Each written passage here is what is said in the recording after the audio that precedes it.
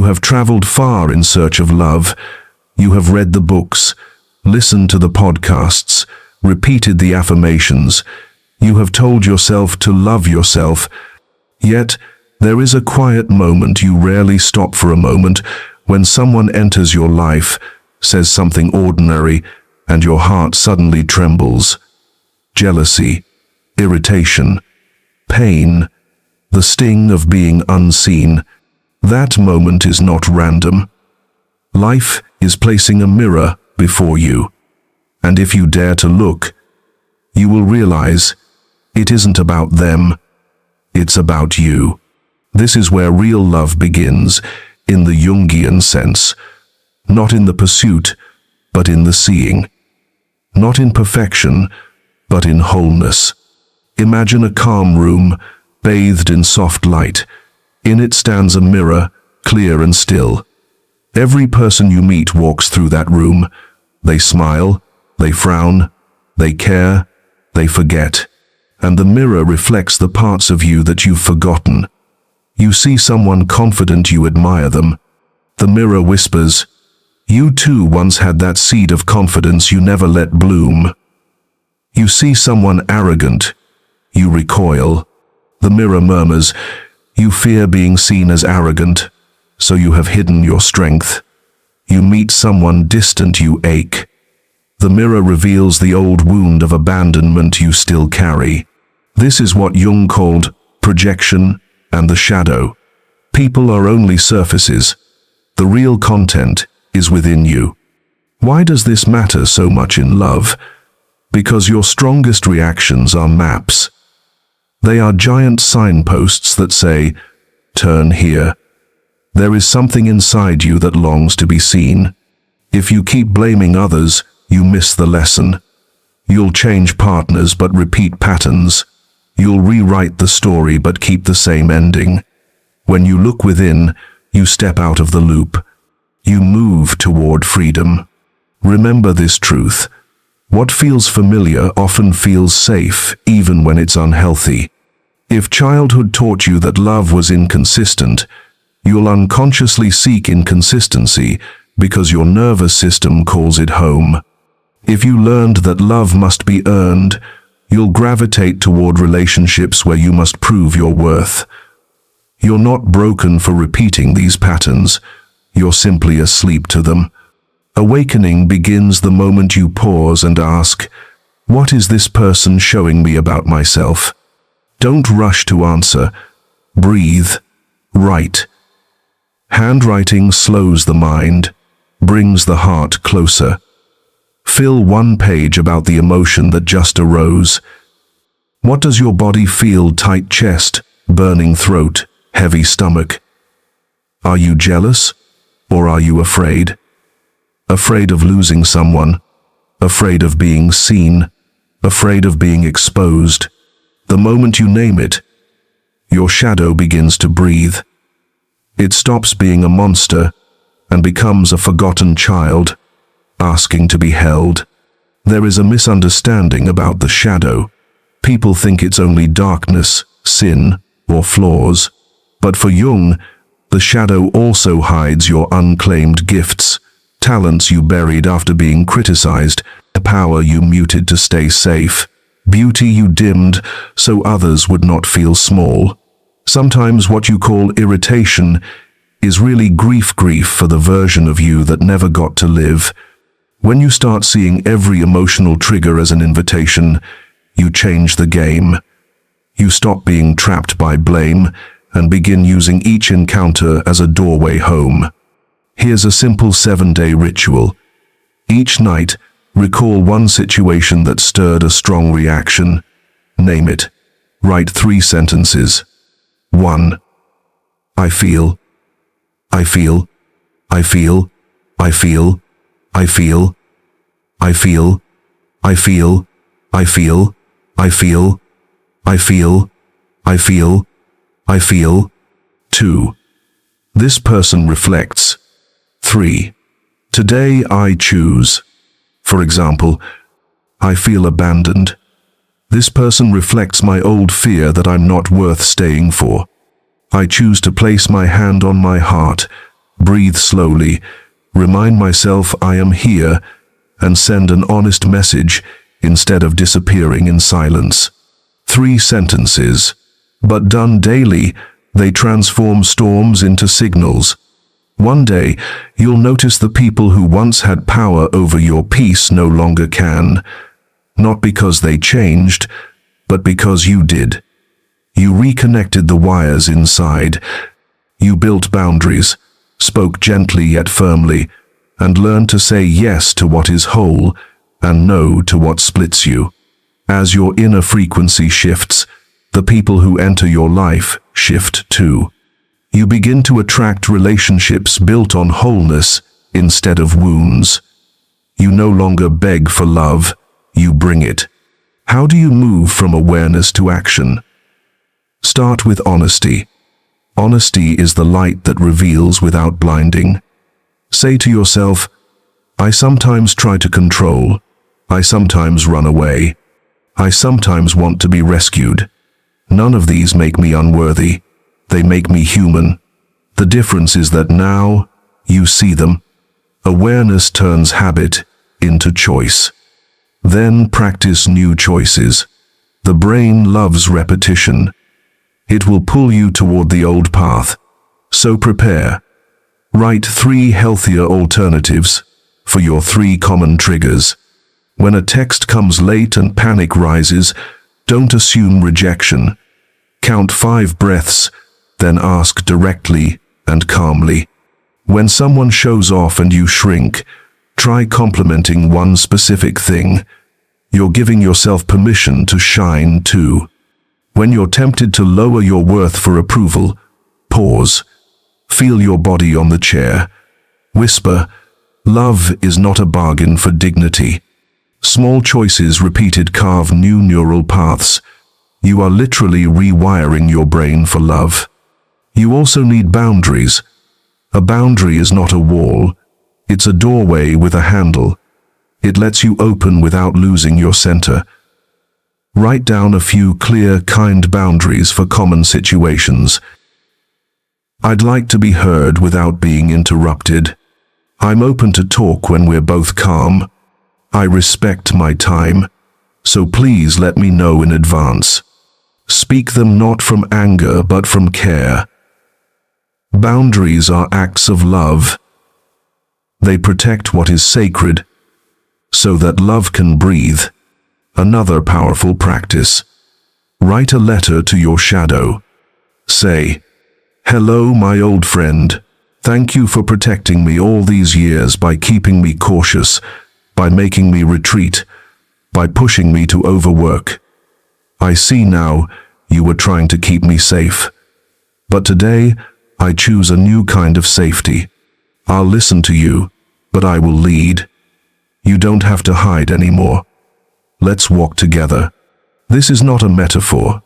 It's integration. The part once exiled becomes an ally. When you welcome it, it stops screaming. From here, a profound shift begins. You stop asking, why are they like this? And start asking, what are they showing me? Every meeting becomes a gentle classroom. You still have the right to walk away from what harms you, but you do it with understanding instead of bitterness. You take the gift and move on lighter. Transformation rarely looks dramatic.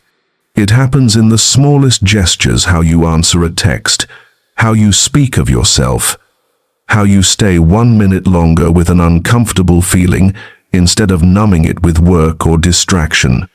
Each minute of presence lays a brick for the home you're building inside a home called wholeness. When you live there, others can feel it.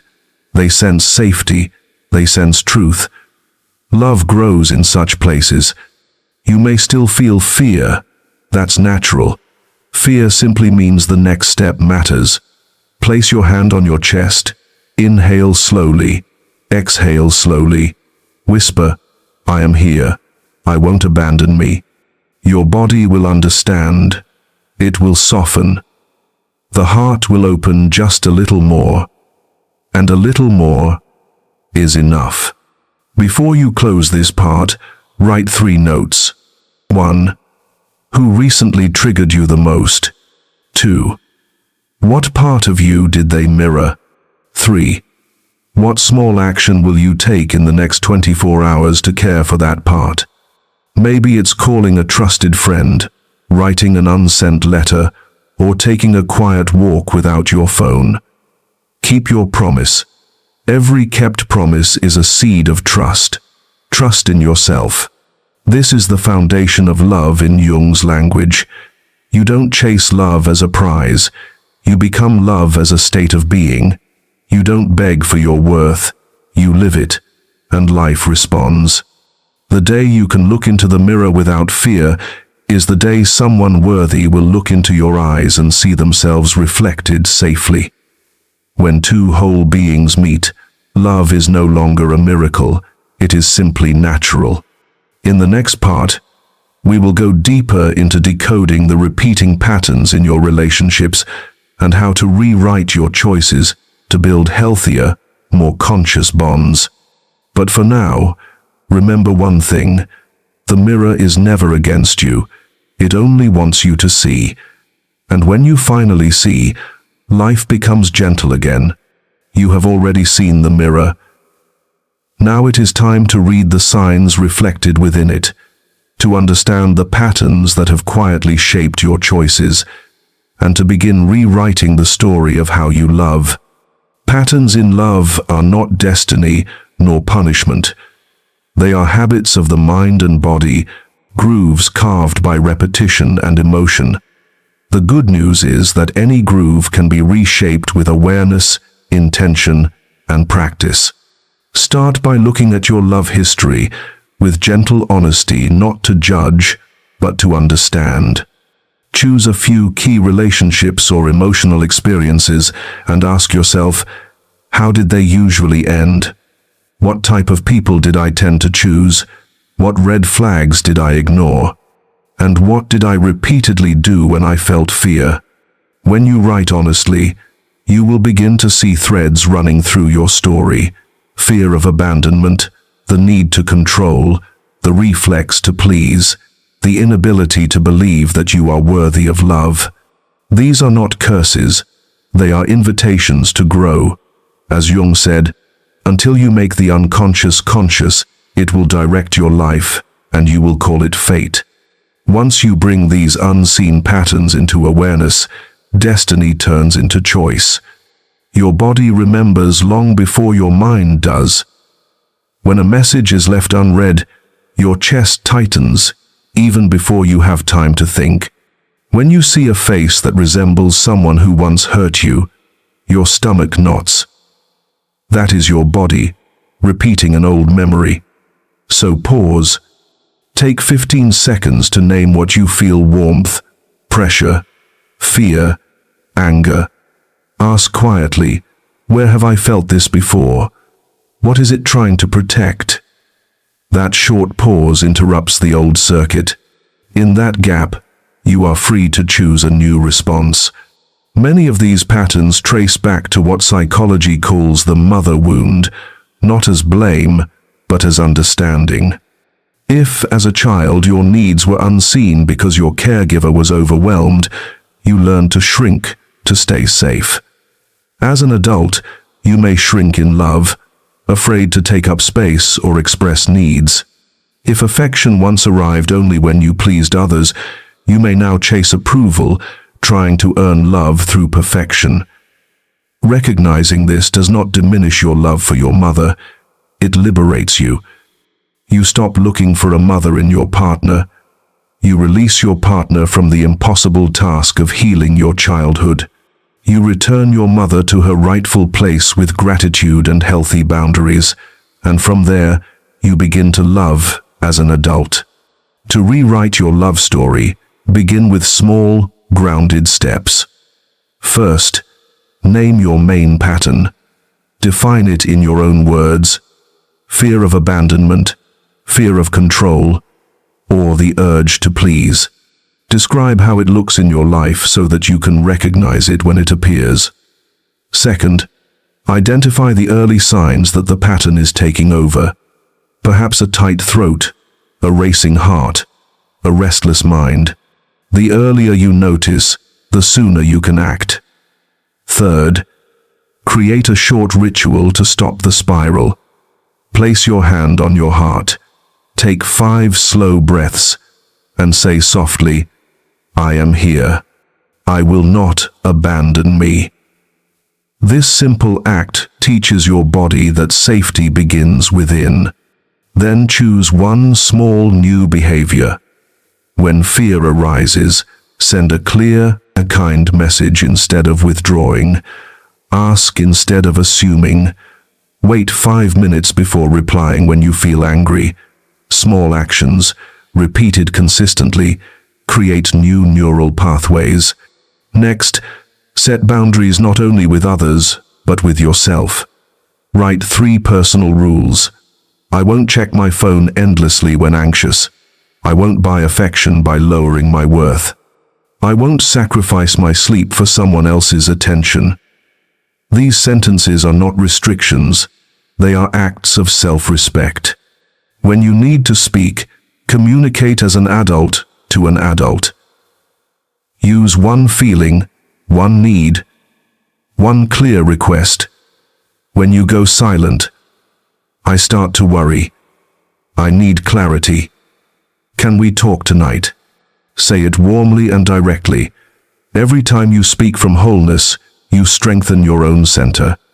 Afterward, reward yourself with small joys. Healing should not feel like punishment. Drink a warm tea, listen to a song, walk in the sunlight. The brain learns faster when pleasure accompanies new behavior. You might wonder, what if the other person does not change? The answer is, you do not need their cooperation to begin. When you change your reaction, the entire dynamic shifts. If they are capable of growth, they will move with you. If they are not, you will see it more clearly and have the strength to leave. Either way, you gain freedom, because true freedom is not control over others, but mastery over your own choices. Learn to read red flags early. Inconsistency, lack of respect, manipulation through guilt, fast-moving intimacy without trust, words that do not match actions. Do not argue with red flags, just adjust your openness. You do not need to condemn anyone. You simply need to trust what your body knows. At the same time, recognize green flags, consistency, accountability, emotional awareness, kindness, joy in your success. When you feel those, allow yourself to open a little more. Slowly, your nervous system learns what safety feels like. Once it learns, it will seek it again and again. Change the question from, "Why are they like this?" to, "What is this teaching me?" Every relationship is a lesson in disguise. When you shift from blame to curiosity, you stop being a victim and become a conscious student of life. Speak also to your inner child, the small, frightened part of you that panics over a delayed reply or a broken promise. In your mind, sit beside that child and whisper, "I'm here. Your feelings make sense. We are not abandoned. We have each other. Tonight we will cook something simple, listen to music, and rest." Every time you comfort this child, the adult in you grows stronger. The stronger the adult, the less you need others to play the role of a parent in your love story. Try a simple 7-day experiment. Each day, practice one new way of responding. Day 1. Breathe 5 times before answering any message. Day 2. Give a sincere compliment without shrinking yourself. Day 3. State one boundary calmly. Day 4. Take initiative instead of waiting. Day 5. Say no to one thing that drains you. Day 6. Spend 30 minutes doing something nourishing without guilt. Day 7. Reflect and celebrate one small victory. 7 days of mindful change, can rewrite months of old behavior. At the same time, build the 3 pillars of wholeness. The first is caring for your body. Sleep well, eat warm meals, drink water, walk. A grounded body calms the heart. The second is meaningful work. Take small actions toward a purpose that matters to you, so your worth is not tied to romantic validation. The third is community. Cultivate friendships, family ties, and creative circles. When love is not your only source of connection, it becomes freer, lighter, and more genuine. You will sometimes slip back into the old script. Do not punish yourself. Write, "I reacted the old way. I understand why. Next time, I'll try differently." Then keep going. Relapse does not erase growth.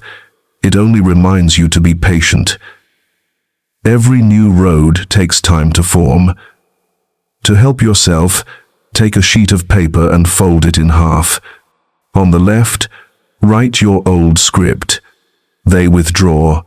I panic. I accuse. Distance grows. On the right, write your new one. They withdraw. I breathe. I send one clear message. I return to my work. I wait for clarity. I decide calmly. Keep it where you can see it. Each glance is a reminder to choose differently. You are no longer an actor repeating someone else's lines. You are the writer of your own story. As you change your script, you change your cast. Those who resonate with your wholeness will stay. Those who fit only your wounds will fade. Both outcomes are blessings, because both reveal truth.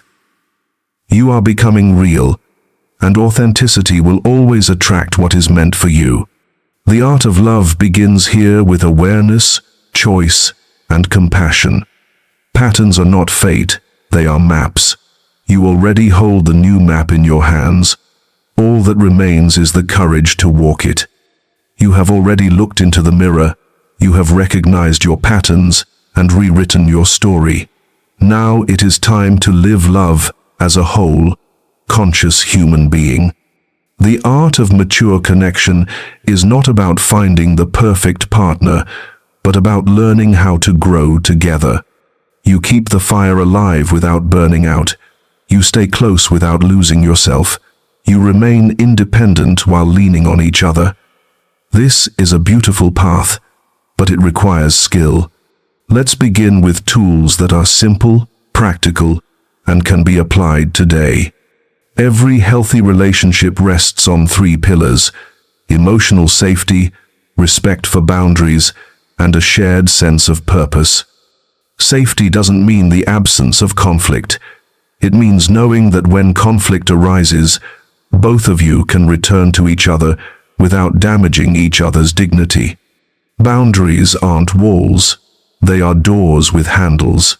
Shared purpose isn't a slogan. It's the quiet knowledge that you are standing on the same side, facing the same direction, helping each other move towards something better. You can start with a small agreement. When disagreement happens, we breathe before speaking. We discuss one issue at a time instead of dragging the past into the present. We express needs instead of labeling each other. We have the right to pause when overwhelmed, and the responsibility to return at the agreed time. Such simple agreements are like warning signs at a sharp curve when they exist. Fewer crashes occur. Next comes the language of intimacy. Intimacy grows through small, clear sentences. I feel, I need, I propose. For example, when I don't hear back from you, I feel uneasy. I need clarity. I'd like us to agree on a time of day to check in. Short, warm, and direct. You don't demand, you invite. You don't attack, you share. This language builds bridges instead of walls. To keep the flame alive without exhaustion, you need rhythm. Lasting fire comes from steady oxygen, not sudden gusts of wind. Create 2 consistent rhythms each week, a brief check-in and a deeper connection. The check-in takes 10 minutes. Ask 3 questions. What am I grateful for in you this week? What has been hard for me and how can you support me? And one thing I'll do next week to stay connected. The deeper connection lasts at least an hour, with no phones or chores. Cook together, walk, listen to music, read something aloud. These rhythms water the roots. When roots are deep, storms don't matter. You also need a repair ritual for when you stumble. Everyone does. The difference lies in how you get back up. Repair has 4 steps. Notice the trigger, calm the body, own your part, and reconnect. For example, I raised my voice because that comment touched an old fear. I need 5 minutes to breathe, then I'll come back. Later say, my part was assuming the worst. I'm sorry for that. Can you tell me what you really meant? You're not defending, you're taking responsibility. One person's courage to own their part softens the air and opens hearts. Another essential skill is co-regulation. Many arguments drag on because 2 nervous systems are in panic, and neither notices. Practice 3 small actions. Lower your voice, relax your shoulders and jaw, unclench your hands. Sync your breathing for a few moments. When the body calms, the mind can listen. Don't try to fix problems while both are flooded. Return to your bodies first.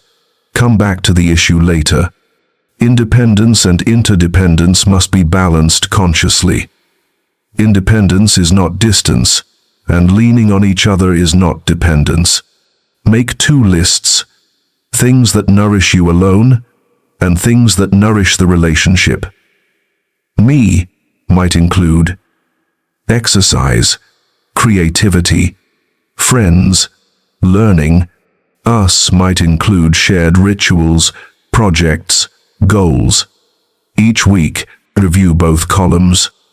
When one side stays empty too long, imbalance grows. Adjust intentionally. Never underestimate the wisdom of small joys. Mature love is not dry, it knows how to play. Create a joy bank together. 10 activities under 30 minutes that both of you enjoy: making tea, doodling, gardening, watching sunsets, listening to songs and sharing memories linked to them. When tension rises, open the joy bank and pick one. Small joys ventilate the room after rain. They keep the heart light. Boundaries deepen intimacy. When you know you're safe, you can open every drawer. Agree on key boundaries. Respect private time. Don't read each other's messages. Don't weaponize silence. Don't reopen old wounds once healed. Don't mock each other's vulnerabilities. Write them down, sign them, and keep them visible. Clear boundaries make trust stronger. Another powerful tool is the shared value map. 2 people can love deeply yet struggle if walking in opposite directions. Every few months, sit together and update your map. Ask, what are our priorities for the next 3 months? Health, finances, learning, family, or a joint project. Pick one small goal and one concrete action for each area.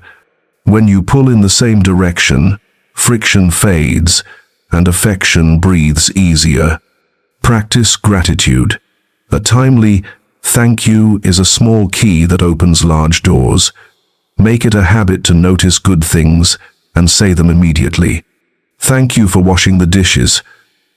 Thank you for waiting patiently. Thank you for keeping your promise even when tired. Don't wait for big occasions. Sprinkle gratitude daily.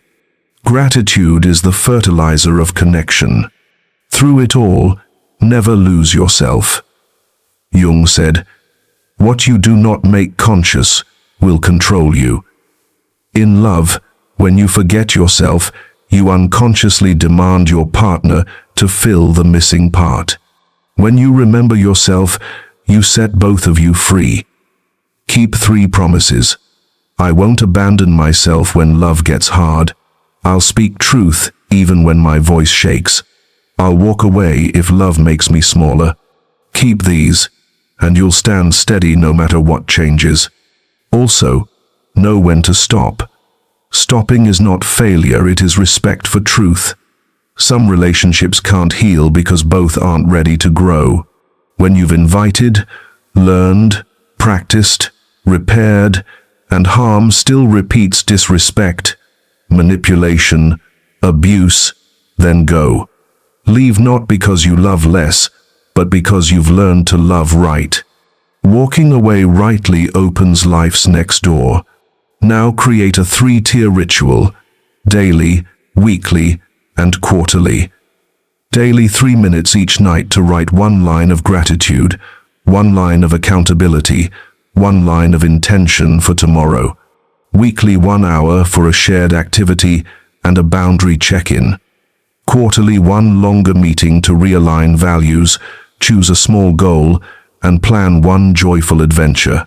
These tiers keep you connected to both present and horizon. There will be days of fatigue. Remember, tired doesn't mean wrong. It means you need rest, water, sunlight, gentleness. Place your hand on your chest, breathe deeply, and say, I'm here with me. I won't abandon me. Then text your partner gently, I'm tired today. Let's talk less tonight. Sit together, listen to music. Mature love doesn't require performance. It allows honesty. Finally, return to the mirror. At the beginning, it helped you see yourself. In the middle, it revealed your patterns. Now, in companionship, it helps you both adjust, smile, and step into the world as allies. One day, you will look into your partner's eyes and realize neither of you is trying to change the other. You are both nurturing the best versions of yourselves. When that happens, love is no longer just an emotion. It becomes a practice, a path, a source of light. If you wish, begin today with 3 small actions. Send 1 specific thank you. Plan 1 simple date this weekend. Write down 1 boundary you will express gently during your next disagreement. 3 small seeds, watered regularly, will grow into a garden. And then you will realize what your heart always knew. Love doesn't come to complete you. Love comes to expand you. And when you expand, the world expands with you.